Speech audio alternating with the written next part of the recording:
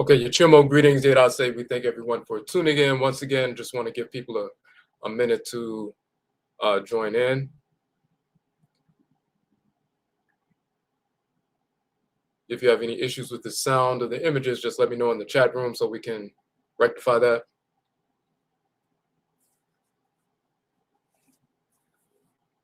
Okay, so Yachimo, that means greetings. I'm Odwirafo, Kwesi Vradna Mata, Akan Odwirafo of Akwamumain, Amaruka, Etifimudi Akwamu Nation in North America within Ojiraman, the purified nation, Afurakani, Afurakaini people, African Black people in the Western Hemisphere. So we just want to touch on this subject. We did a post about this, but it's also covered within our book. But because this information has come up recently because of the quote unquote monks who have been traveling around the country talking about, walking for peace and so forth, which is just, self-promotion and misinformation. We want to point out some reality. We say the racist monks won't tell you. So Buddhism, which is a pseudo-religion, is rooted in the fictional character Buddha who never existed. What they won't tell you is that the character Buddha, who never existed, is a corruption of the ancient Black Ntoro, the Black god, Ptah. And this is who we show here in the image. Let me give you another image so you can get a better picture and so forth. And there's an entire cosmology revolving around the deity Ptah that we go into in our book. Let me just show you the imagery first.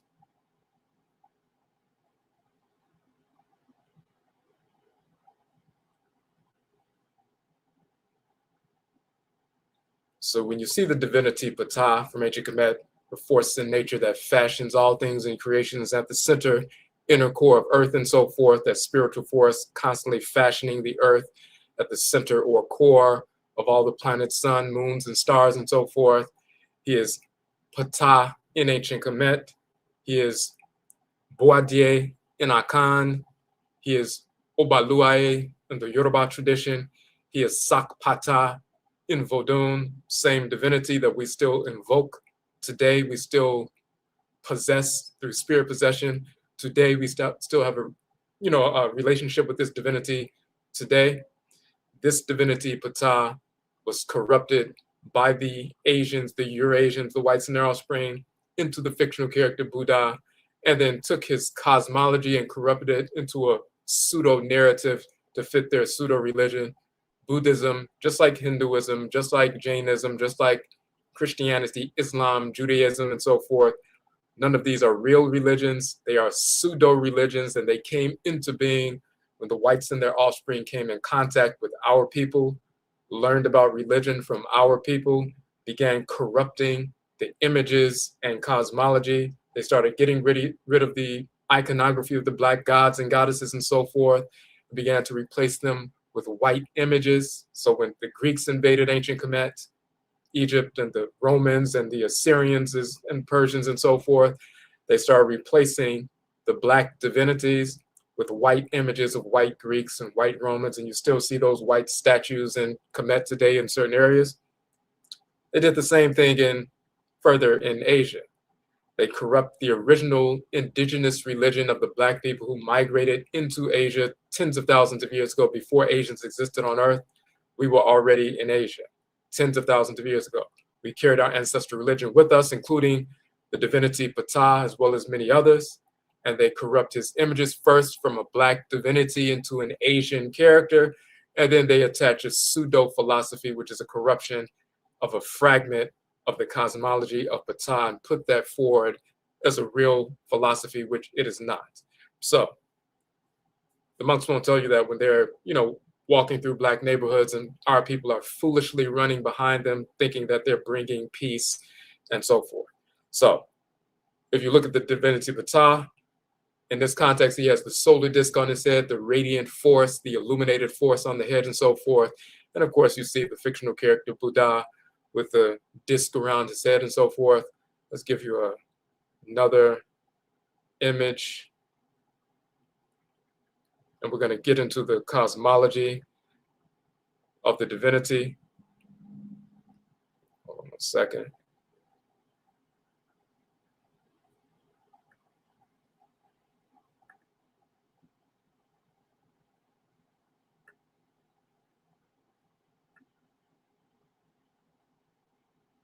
And of course, here you see the deity Ptah standing upright.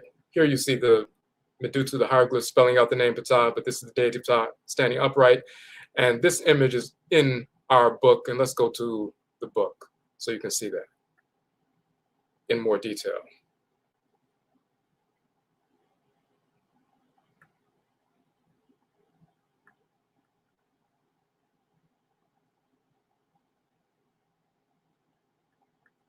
All right.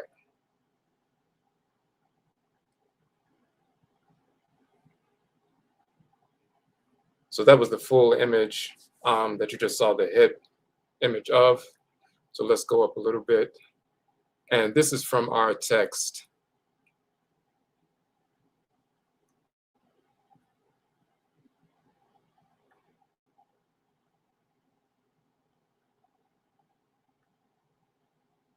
Hold on 1 second. All right, so of course you see the divinity Ptah. This time he's standing upright. Sometimes he's seated on his throne. Here he's standing upright. And then, you know, to contrast, you have the fictional character Buddha. And you see they stole the entire iconography directly from the divinity and simply transferred it over. Now, what we're going to show you is the cosmology of the deity, and it's taken from, we go over this in detail in our book, ODWIRASEM. So our book, ODWIRASEM Trustorical Anthology. It's a 600-page book, 8.5 by 11. It's encyclopedia size. If you look on the back cover, you'll see that there are 12 book covers here. I've published 31 books to date, and 12 of them dealing with Trustorical cosmology, true story, cosmology, ritual practice, and so forth. I put those 12 of my 31 books together in one volume. So it's 600 pages, it's 8.5 by 11, full color. And in one of the books, and 2 of them, we deal with the deity Ptah. This is one of them, so let's go into it.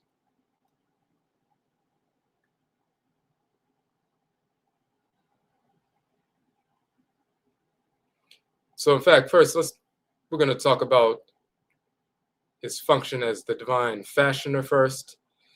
And the first book in our anthology in this 600-page volume is Afuraka Afuraikai, the origin of the term Africa. So we show in detail that the term Africa is derived from Afuraka, the land Ka of Afura, the creator and creatress. And in that text, we have to deal with the fashioning of the world by the deity Ptah. That's in the 3rd section of that particular book. And just so you can see,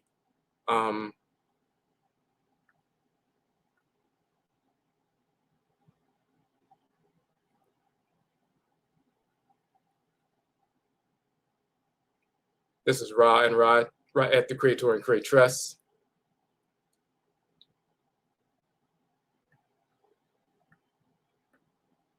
And you see that the term for flesh as well as matter is Af, in plural Afu. So when Ra and Ra'et move through the underworld, Ra is called Afura, and Ra'et is called Afuraet.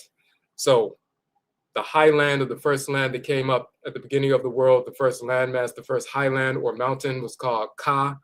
And when Afura, the sun sets in the west, penetrates the earth and goes into the underworld and so forth. And when Ra is sitting in the boat of the sun, as you see here, the sun is called Aten. And when Ra sits in the boat of the Aten, as you see here, he has the head of a falcon, and he sails across the sky in his solar boat at the, for the 12 hours of the day. And then when the sun sets, when that boat sets in the west, they say that Ra gets out of the solar boat and he gets in the day boat and gets in the boat of the night bark and so forth, and sails in the underworld for the 12 hours of the night. And the solar disk is in the underworld and so forth until he gets to the eastern horizon. Then he switches back to the day boat, and then the sun goes up in the sky and it's born on the horizon. And he sails across the sky, and he has the form of a falcon-headed divinity sitting in the boat of the Aten, Atenit, the sun. But when he's moving in the underworld, the spirit, the divine living energy, the solar energy is penetrating the earth and moving through the underworld. The earth becomes the flesh and the house or place of residence of the spiritual force. So the earth itself as matter becomes Af or Afu. And since Ra is moving through the Afu, moving through the flesh, and he's called Afura, and Ra'et, the creatress, is called Afuraet. And this, he takes on the flat-horned ram head of a land animal since he's moving through the underworld. When he's flying through the sky, is an avian animal, a bird, a falcon. When he's moving in the underworld, he has the body of a flat horn, or the head of a flat-horned ram, as you can see here. And he's called Afura. And as you can see here, he's in his pavilion, standing in the boat, sailing in the underworld. And the Black Ntoro, the hieroglyphs show Afura. And when he moves through the original landmass, the earth, the first landmass to rise up above the surface of the water, that first landmass is called Ka. Ka, the highland, now banks above the river. The high place on which the God of creation stood is called Ka, and the feminine is Ka'et. So when Afura moves through the first landmass, the Ka becomes the Ka of Afura, Afura Ka becomes the Ka'et of Afuraet, Afuraet Ka, the land of the creator, land of the creatress. So this book goes into detail about that. And we're the first to prove that through scholarship that the term Africa comes directly from Afura Ka, the land of the creator, land of the creatress. But then when we talk about the fashioning of the earth, we get into the deity Ptah, who was later corrupted into Buddha or Buddha.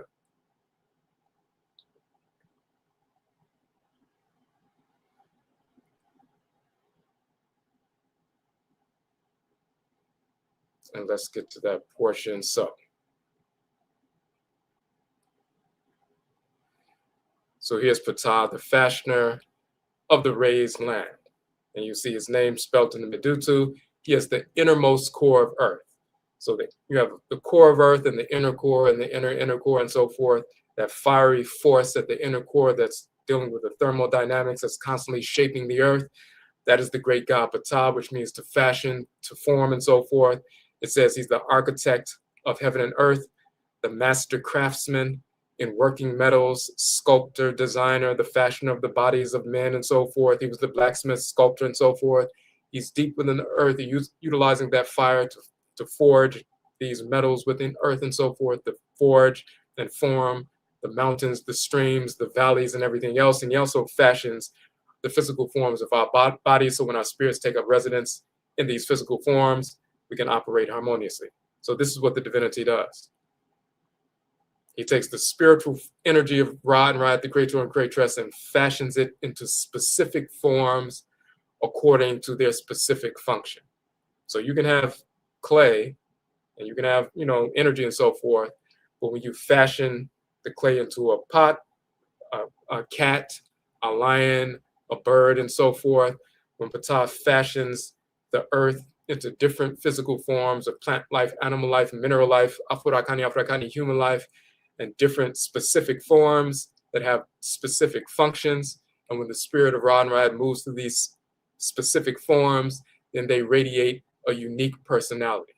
So for example, you can have the air when you blow into a trumpet or a French horn or a trombone and so forth. It's the same air, but because the brass is shaped differently, the sounds that emanate are different. So it's the same source, but because the forms are different, the vibrations that emanate are different, and it gives it or reveals its own personality, its own character, and so forth, its own energy complex. The divine living energy of Ra and Ra'et moves through all naturally created entities, plant life, animal life, mineral life, and afurakani, human life. But when we're formed into specific, unique forms that are different from one another, once that energy moves through a circular form, it generates a different electromagnetic field. When it moves through a triangular form, there's a different field and a different energetic output. When it moves to your specific formed. You're not formed like anybody else unless you have an identical twin. So when the life force energy circulates through your unique form, there's a unique configuration of sound vibrations that emanates from you. Just like brass is brass, but if it's formed into a trumpet, the sound vibrations that emanate from that are different than the same brass formed into a trombone because it has a different form. The same air is moving, but it's different. Same thing with the wind chime. The same air is blowing through the wind chime because they have different forms. The sounds are different. The voices are different. The energetic output is different. The character personality is different. So it is through Ptah who fashions the unique specific forms of all naturally created entities in creation. He determines who you are.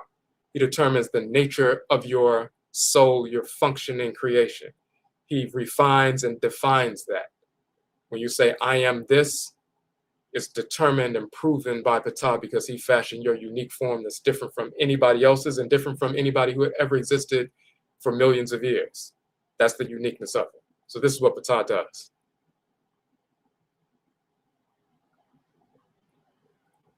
Now, here we're talking about him at the core of earth and so forth. And as we say, he's called Boade, Ptah, Puta, Puata, Boade in Akan, same function. In Yoruba, he's Obaluae, the king, Oba, Lu, owner of Aye, the earth and so forth, the first king of earth. Sakpata or Sakbata in Vodun, also called Dazoji, the first king of earth. In Kemet, he's the first deity of earth because he's at the core and he's fashioning the forms. You have the inner core and then the lower mantle and upper mantle and lower crust and upper crust and so forth, but he's deep within the core and he's the first divinity on earth and so forth. He's the king of earth and all of that. They also show him as one of the Twa people who are the original people of earth and so forth, and they're children of Ptah, the so-called pygmies and all of that. Now, let's switch over and get to our other book, Kuku Tuntun, the Ancestral Jurisdiction, where we deal with more of the cosmology of the deity Ptah. So in the Kuku Tuntun, the Ancestral Jurisdiction, we talk about the cosmology of creation. We also get into details about how Jesus never existed, Muhammad never existed, Allah never existed, and of course, Buddha and so forth. All the biblical characters, we show how they were manufactured as fictional characters. The Hebrews never existed, total fiction. But we get into Ptah later in the piece, and it's right around one.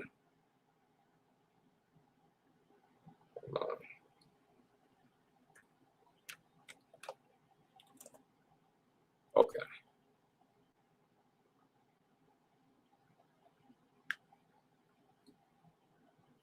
So we say here Buddha never existed. The name Buddha is a name that the whites stole from the god Ptah. Ptah means maker, fashioner, former. We said the god Ptah is the spirit force in creation that gives form to the divine life energy of the great spirit Ra and Ra'et. He took the energy of the great spirit and fashioned it into the various forms and so forth. And then the Shabaka text in Kemet, you find that.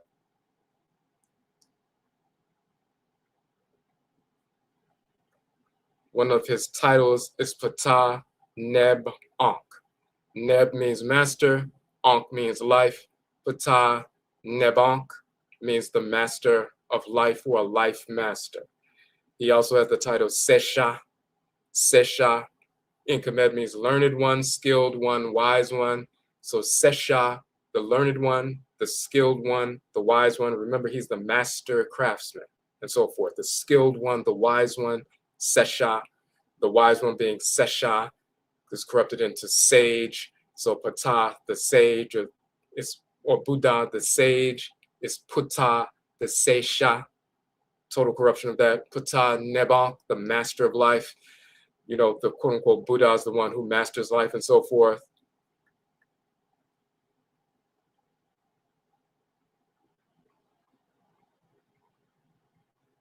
So of course you see the stolen iconography, even down to the sacred collar, which we call Usek in Kemet. And these Usek collars you find on various divinities, male and female. Of course, they kept that there. You see the golden wristbands and so forth. You see they kept that on the armbands. Same thing.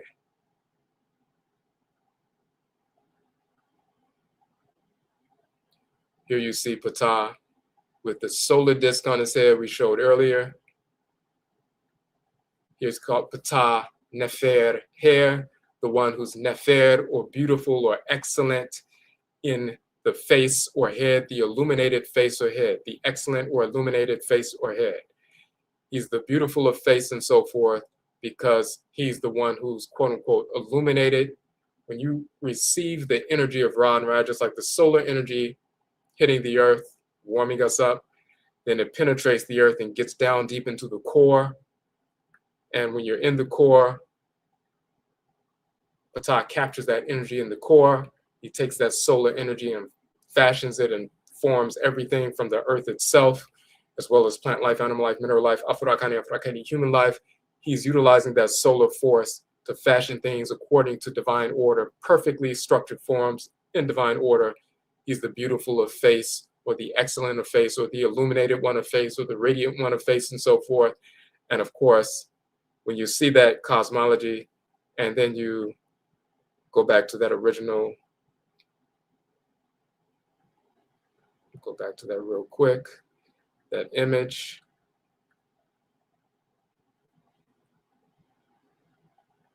Now you see where they get Buddha having a radiant disk around his head from. They stole the iconography directly from our cosmology. Now you also have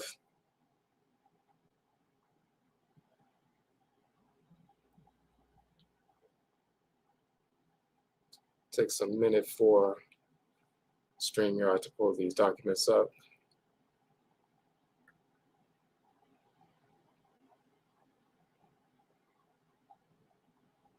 Okay.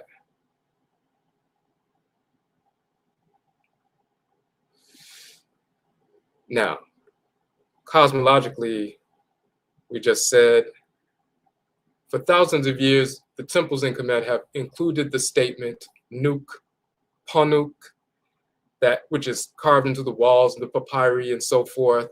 And Nuk or Anuk means I or I am or I exist as. And Pon, there are two versions of that, is Pu or Po is one of them, and Pon is another one. And that means this, that, or who, what. So Anuk, Pun means I am this. And then Nuk means I am. So I am this, I am, or I am that, I am, and so forth. You'll find that sacred formulae throughout Kemet. Let me show you an example of that in the papyrus of Ani, so you can reference that. I'm sorry, you didn't see that portion. Okay, this is the portion I was reading right here. Nuk, Ponuk, and it's also Nuk, Punuk. I am, Nuk, Pun, this, I am. And that's like someone saying, you know what I am? I'm this. But we in Kemet, they would say, Nuk, Po, I am this, and then Nuk, I am, and then they say what they are. So let's give you a direct link to that.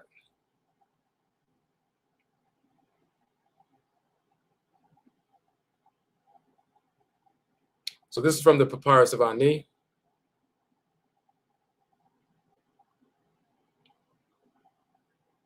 Sacred text in ancient Kemet.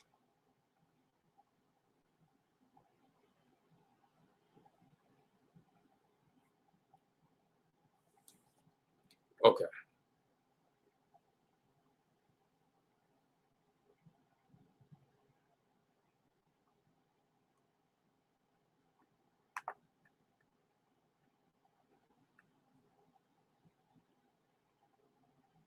And I'll just show it right here. You see it right here, Nuk Pu, and this one is Nuk Pu, but you also have Nuk Pon, Nuk. So what is he saying? I am this or that. Here he says in very truth, but he's talking about, the translator was trying to translate it in more detail, but Pu means this or that or who or what. But Anuk Pu, I am Anuk. Pu, this, and then Nuk, I am Aku, a shining being or illuminated being, dweller in the Aku, the light who had been created and has come into existence from the limbs of the deity. I am one of those Aku, those shining or illuminated beings who dwell in Aku, the light, created the deity Atem himself, who the deity Atem created, and has come into existence from the eyelashes of his eye, and his eye is the sun, the right eye of the deity is the sun, and the left eye is the moon, and so forth. So when they say I came into being from the eyelashes of the divinity Atem, from its eye, talking about the sun rays coming from the solar disk, they're like lashes and so forth. So it's just a poetic way of saying he came into being from the, you know, eyelashes of the divinity. But the key part is him saying, Anuk Pu Nuk Aku. I am this, Anuk Pu, Anuk Aku. I am this. What are you? I am one of those illuminated beings. I'm Aku, the illuminated being. Sometimes they'll say, Anuk Pu Nuk Set. I am this. I am the god Set. I am this. I'm the god Sheta. I am this. I'm the god Heru. I am this. I'm the god Ra, and so forth. Nuk Ponuk, Nuk Po. So what you have in Buddhism is nirvana, and in Pali, it's nibbana. And let's look at that.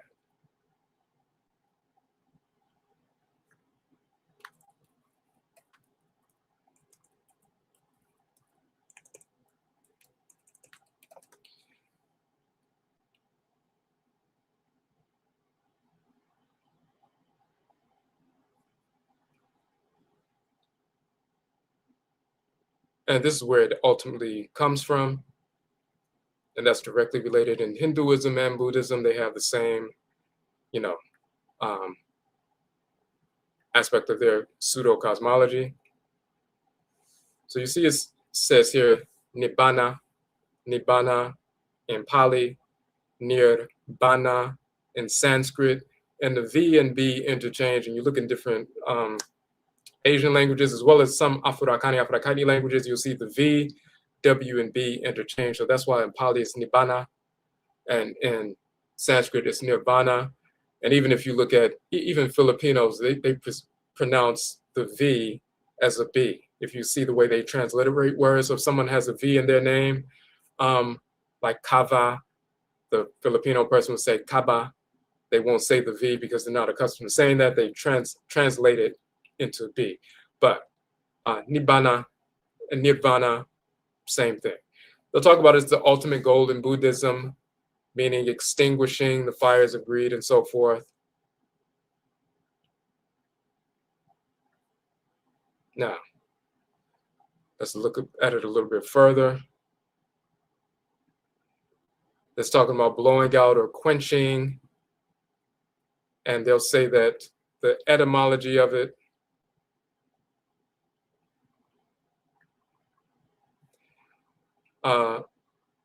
vana, meaning to blow, and it's from the root va.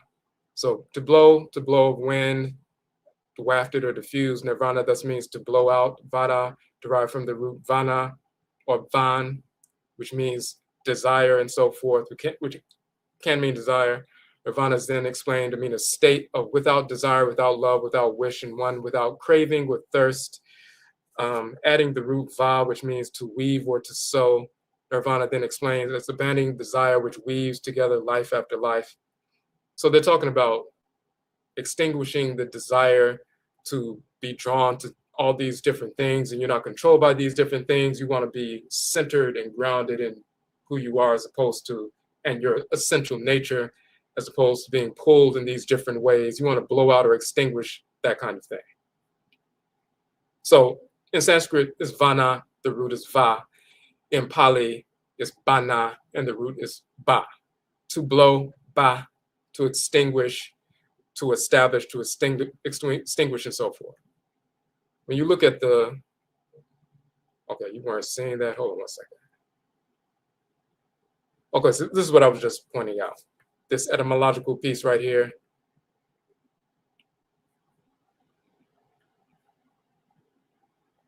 That's the etymology, that's the term, and so forth. Nirvana in Buddhism. So that's what I was showing you when I was just speaking. So vana, the root, va, also means to weave, and so forth. Now, so they're talking about blowing out or extinguishing the desire to be pulled into different directions or different things on earth, and only focus on your essential nature. And the va or the ba, meaning to blow. When you look at nuk, pu in ancient Kemet, pu means this or that, but pu also means to blow, to release. It also means to purify. And then nuk means I am. When we talk about nuk, ponu, nuponu, nuponu, that becomes nubonu or nubanu or nubana or nibbana and so forth. But nuk ponu means the same thing. It's talking about the purification pon, showing that this is who you actually are. Anuk po, I am this. I'm not any other thing that can be placed on me, any conditionings, any desires, any pull towards certain individuals or entities. This is the form that the deity Ptah was told to fashion me by Amen and Amenet through the energy of Ra and Ra'et, took that divine living energy, fashioned me into a specific form to carry out specific objectives in creation. And that is my function in the world, defined by my form. That is my essential nature. Anupon, nuponu, I am this, I am. And anything beyond that, we purge that out. They took that cosmology that's associated with the deities all throughout the text of ancient Kemet. Nuponu, that's directly related to the way that the divinity Ptah fashioned your specific form. Just like every form in your body, every organ, every gland has a specific form to carry out a specific objective. And when each gland and organ and system carries out a specific objective based on its specific form as given to them by Ptah, then the whole body works harmoniously. If one of them decides to say, I'm a pancreas, but I don't feel like doing pancreas stuff today, I want to imitate what the liver does, or I just want to be like, the lungs or something like that, then the body falls apart. But as long as each form carries out its specific objective as written into its nature, as fashioned by Ptah, then the entire body works harmoniously. It is through Ptah that we find out exactly who we are, because we find out what our specific form is that was dictated by the Supreme Being and carried out by Ptah. Because we were given this form, that determines who we are, our essential nature. What is the difference between a liver cell and a pancreas cell or a spleen cell? They have different forms and different functions, and they are divine functions, and they can't go outside of that. When we found out what our specific form is, as dictated and given by Ptah, then we know what our essential nature is, which distinguishes us from other individuals in the world, as well as plant life, animal life, mineral life, and other afurakani human beings and so forth. Each one of us is unique because we have a unique spirit form and physical form that comes into being through the agency of the deity Ptah. He makes you who you are. He establishes for you your essential nature. When you align and invoke that deity Ptah, you can attune to, and when we invoke the divinity Ptah, Obuade and Akan, and invoke him and the spirit possesses or takes up residence at the shrine and so forth, he realigns us with the nature and who we are, our essential nature. So when you achieve this level of invoking or aligning with Buddha or Ptah, you're dealing with the actual deity. Now, of course, they took that cosmology and said Buddha was the one who achieved enlightenment. He had the solar disc on his head, and then he was to escape the cycle of reincarnation. That's the stupidity of Eurasians. They're seeking to escape the cycle of reincarnation, which they're really not doing, but they pretend like they're doing that because they hate being in the world, the physical world, because they're not naturally part of this physical world. In the West, they're trying to escape the world by going to heaven. Christianity, Islam, Judaism. In the East, the same Eurasians, the same people, they have the same cosmology, they just state it a little differently. We're trying to escape the cycle of reincarnation. In the West, they talk about this flesh is sinful and the flesh is weak and the flesh is evil and you don't need to be controlled by your flesh. And that's in the Bible, Quran, and everything else. In the East, they say the same thing. You need to extinguish your desires and deny the flesh and focus on your essential nature, because the flesh leads you to lust and desire and greed and everything else. That's not true. Their flesh is weak. Melanin recessive white flesh is weak. Their flesh is evil. Their flesh is corrupt. Their flesh is disordered and so forth. Our flesh is sacred. Our flesh is divine. The flesh, the afu, comes from afura, afurat, the creator and creatress. We're not trying to escape the world. The world is a divinity. The earth mother is a divinity. It's a sacred position to be in. It's a privilege to be in the world. We're not trying to escape the world. For them, since they're not part of the natural creation, they're a cancerous cell within the body of Black humanity, the world is a problem for them. They came up in the ice and so forth. The world is a problem for them. They can't be in the sun. The world is a problem for them. For us, the world is a sacred, divine space. We're not trying to escape the cycle of reincarnation. That's pure stupidity, which you can't do anyway. And we're not trying to escape and go to heaven and live in eternity, which you're not doing anywhere. That was never true in the first place. So they're selling people misinformation. Okay.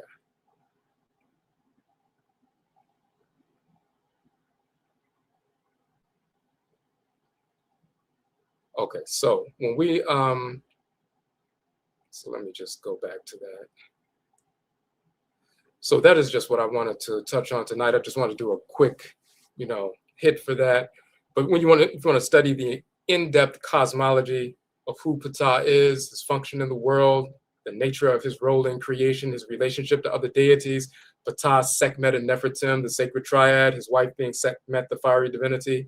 And then there's a cosmology of Ptah and Bast, the cat divinity, and Mahes. So when you see the two wives of Buddha, when you look at the cosmology of Ptah, Sekhmet, and Nefertim, that one triad, when Ptah is married to Sekhmet, and the other triad, Ptah, Bast, the female cat divinity, and Mahes, that's the other wife of Buddha. They stole from both of those marriages. Ptah married to Sekhmet, Ptah married to Bast. When they talk about the two wives of Buddha, when you look at the cosmology of those two marriages in ancient Kemet, you will see where they stole the information about Buddha. Pure fraud and fiction. The little monks walking around promoting themselves and trying to get you to be brainwashed to embrace Buddhism and so forth. They're not going to tell you, as an anti-Black racist organization where Buddhism came into being to destroy Afurakani, African ancestral religion, and the original Black indigenous people of Asia who migrated from ancient Afuraka, Africa in the beginning, settled in Asia, carried the same ancestral religion to Asia and so forth, including the cosmology and worship of the deity Ptah and Sekhmet and the various others. They tried to stamp that out and put forth this pseudo-fraudulent religion and put their face on an ancient Black divinity, and they made it an ancient Asian personage who never existed of any form or of any race. So there was no ancient Black Buddha, there was no ancient Asian Buddha, no white Buddha, period. So, but the details you'll find, we have it in our book, ODWIRASEM, Trustorical Anthology. And let me put I'll put the link where 30% off for our subscribers. And we have, this is the link that you can get the book at. It's on our Square site. And when you go to that site, you'll see it's automatically 30% off for our subscribers. And you can actually, let me just put it up there real quick. You can order it you can break the payment up into 4. In Square, we have that option. And that's the reason we use the Square platform, because they give you the option of breaking your payments up into 4. So when you go to checkout, instead of paying the full price, you can actually break it up into 4. Let me do that, show you that.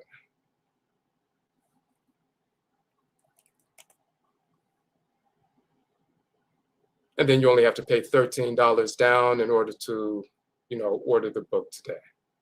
So this is the page that you'll see when you go on the link right here. And when you scroll down, you'll see some of our courses, like the Black Ntoro learning to read and write the hieroglyphs, parts 1 and part 2.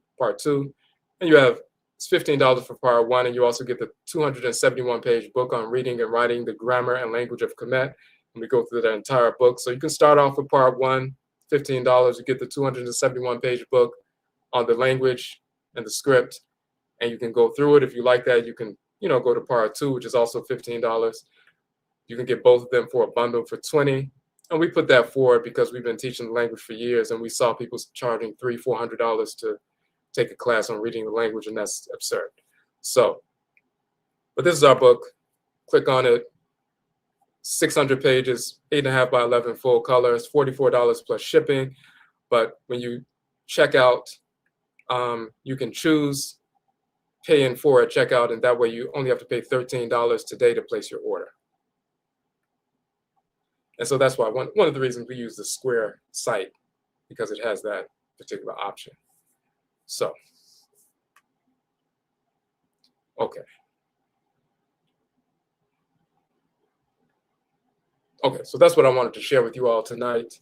If you have any questions, of course, you can hit us up on social media, reach out to us via email, but check out the book, check out the other information that we have on the site.